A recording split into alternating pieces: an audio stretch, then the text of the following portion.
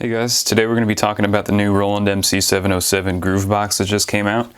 I had to sell like 4 or 5 of my kidneys to get it, but I'm happy I did. Now, today I want to just talk about some of the features that are not really well described in the reference manual. This will come with a user manual, but it's pretty much just a quick start guide, and I'm going to use it to line my bird cage.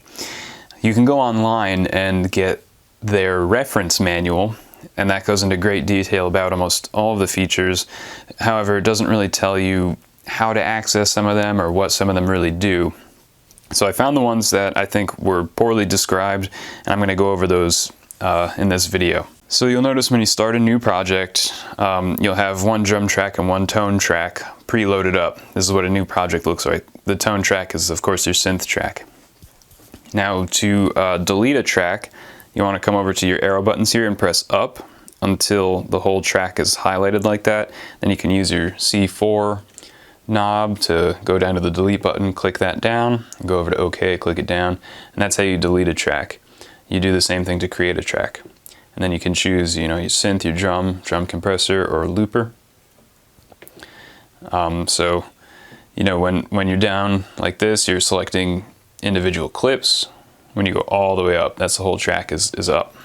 Now, I wanted to describe an interesting, what the tone partials are. So if you go over to a tone track and you go to your sound option, you have 4 oscillators. Roland calls these partials, when they deal with digital synthesizers, they call their oscillators partials. And so, I have oscillator 1 is turned on to a saw wave. I can go over to oscillator 2, and it's by default, the other 3 oscillators are turned off. So, you can turn this one on, virtual analog, make it let's just leave it as a square wave. So now I got 2 oscillators turned on.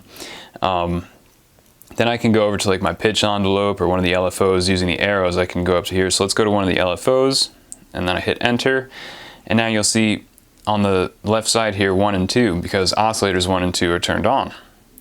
So now that one LFO has become 1 LFO per oscillator, and I can change the waveform, use this knob. I can make it a square wave, let's say, on oscillator 1, but keep it a triangle wave on oscillator 2, turn it on or off, and then you can use the left and right arrows to give your routing options to what the LFO does.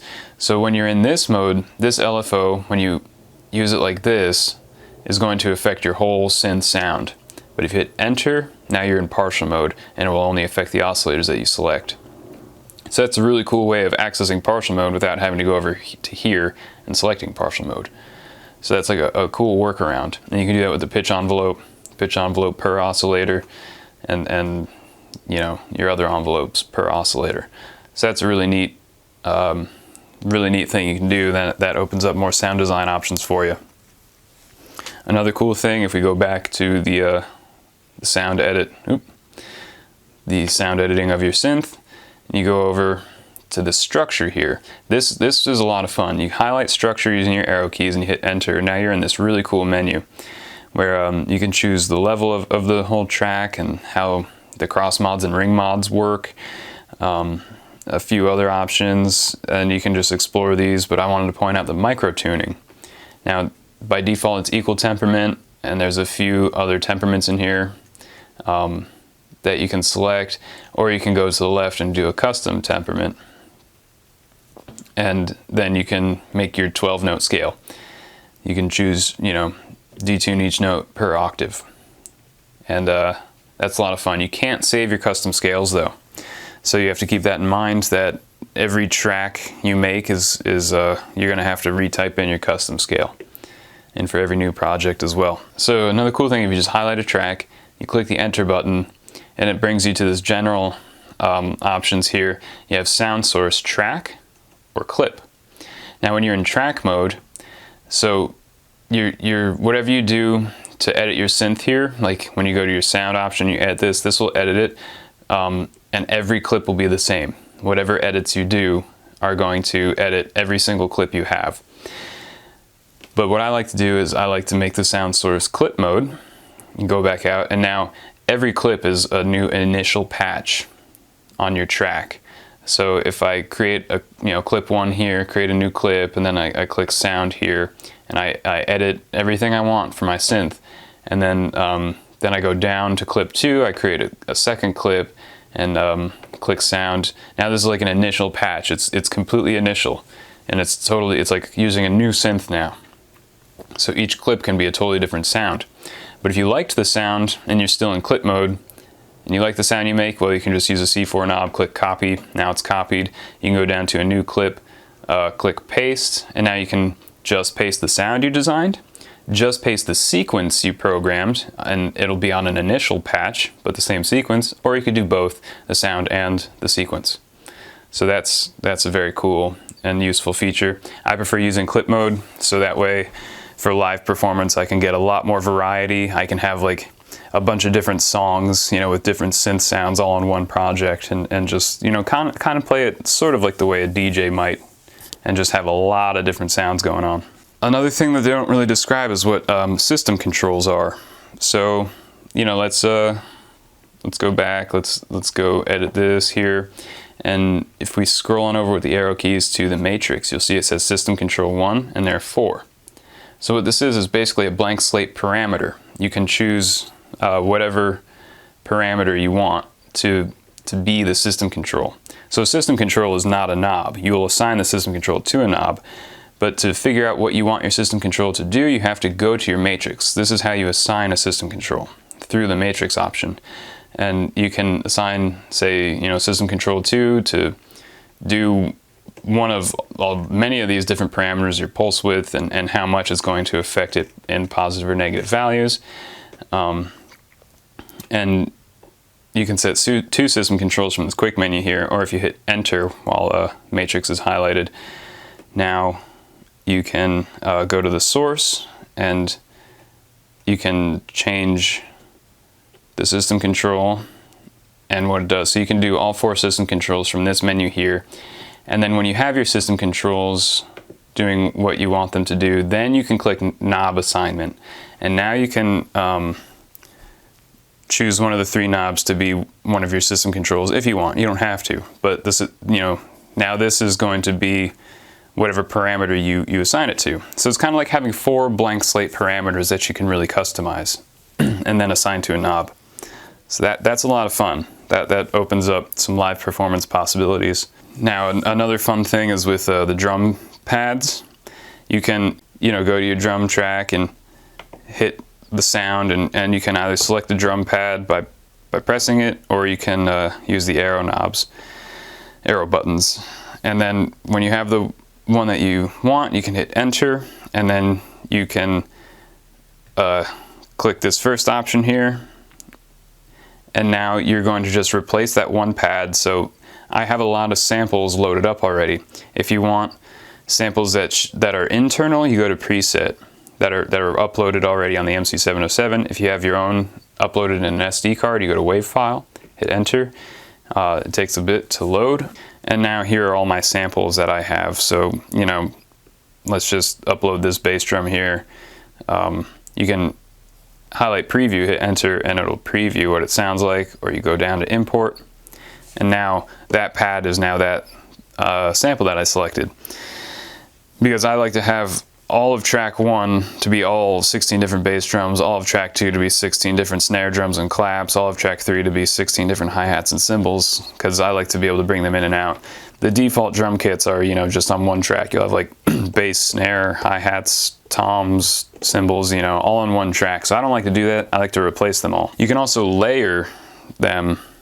You can layer more than one sample. So if you go back and you click that, and then you go over to instant edit there, that second option, then you see these 4 wave options. If you go over to wave 1, you'll see the sample that I just uploaded, and the switch is on, so that means it's gonna play. You can make a stereo image with 2 different samples or the same sample. If it's just in left, then it's mono. It comes out of both speakers, even though it says left. By default, that's mono. Then you can choose another sample to come out the right. When you do that, then the first sample is going to just come out the left, so the second sample will come out the right speaker. So you can make an interesting stereo image there. So say you want to a layer more than once, then you just go over to wave 2 now, make sure the switch is on, and then you scroll on down to where you want it to come from. If you want the internal samples, you can then select one of the, you know, couple thousand internal samples, and it's a lot of scrolling to get the one that you want. Or you can go to sample, which would be on your SD card, but as you can see, it will only upload the samples that you have already uploaded to the project. So you're going to have to upload a bunch of samples to a bunch of different pads first to be able to access them. It's a little weird. I don't know why it's like that, but you can't just get right into your SD card from this menu. You have to get into your SD card from the other, from this menu here, and upload them to random. It's kind of tedious, but it's really cool. If you know, you get into it, you can make like some really nice layered snare drums or really deep layered bass drums, and just get some great sounds coming out of it. Oh, you can also change the settings per pad. This is cool. So you know, go back to that same menu here. Now you can choose a filter to apply, and here's all your filter options. Choose a pitch envelope, filter envelope, and amp envelope per pad. So like I can have, you know, this pad have a low pass filter, then I can select this pad and make it like a band pass filter, and see how it's a per pad filter. So you're sound designing each pad independently, and all these options are like that. All these options are per pad, so you can really make the pads that you really want. Now in that same menu, if you scroll all the way to the left to common, again it says common, but it's per pad, so it's kind of misleading. I don't know why they say common when you're still dealing with per pad. But down here is a very important option. By default, it's set to 1 for all your pads. This is the velocity curve. Now this is how the pad triggers when you hit it, and there are 7 different velocity curves, and you just got to listen to the one you like. Actually, there are 8, to the one you like the most. 0 is like no velocity curve, or the setting is turned off, so the pad triggers exactly the way it was recorded. You know, when you hear it in a preview, it's going to sound exactly how it is when it's recorded. When you go over to like one of the velocity curves, it's going to have like a little bit of an amp envelope kind of a thing going on with it. But having it on 0 will have no amp envelope whatsoever. It'll be exactly how the pad was recorded. And unfortunately, there's no global utility settings to change them all to the same. So by default, every pad is always on 1, and I don't like it because it's a little soft. It's a bit of a soft curve. I like it all on 0, exactly how I recorded them. So I have to then, you know, go to the other pad, turn it to 0, go to another pad, turn it to 0, go to another pad, turn it to 0. I have to do this every time I make a drum track, which is pretty tedious. I wish they would change that and make it so that you can have like a global setting per project or whatever. But you know, as it stands, it's fine. There are a lot of really cool velocity curves that you can play around with and do more sound design with it. But if you're just trying to trigger the samples exactly as they are, you're going to want to go to 0. And so now the cool thing about this sequencer is that it has 128 steps, which is 2 times more than your average sequencer. Of course there are sequencers that, like the pyramid, that can have as many steps as you want. You know, so you can have like 8 bars in 4/4 instead of 4 bars of 4/4. And I really like that. So you click the shift button and then one of these arrow buttons down here where it says measure, and then you come to this, and this will be, you know, whatever track you're highlighting or whatever clip you're highlighting, and you can change the step length to whatever you want, up to 128, and it makes it extremely easy to make polymetric and polyrhythmic things. So in order to make that shortcut work, you have to have a clip created already. If there's no clip, so say I go down to like where there's no clip here and I do it, it's not gonna work. So you have to create a clip first, highlight the clip, then click the shift and arrow button, and now you have, you know, how you want the sequence to play and how many steps you want it. So it's a really quick and easy way of getting your polymetric, polyrhythmic sequences going. Oh, and there's one more thing that's really cool. So before, when I told you can have your sound source in clip or track mode, when it's in clip mode, it's really cool that the knob assignments are per clip. So say, you know, in clip 1 here, I click knob assign, and I want this, I want, you know, what's labeled filter knob to actually be the portamento, right? And then I go down to your second clip, hit enter so it's selected, and then click knob assign. See, now it's back to cutoff, so then I can, you know, change these to whatever I want them to be, and now they're different. Go back to clip 1, hit knob assign. See, those are more of the default ones that I had. So each clip can have its own knob assignments, and that just makes it really, really useful for live performance. You know, every clip can be treated independently like its own independent sound source. So I think that's all I wanted to show you. Those were the main features that I saw were not really covered in depth in the manual. So if you found this video useful, like it or share it. And thanks for watching, and I'll see you next time.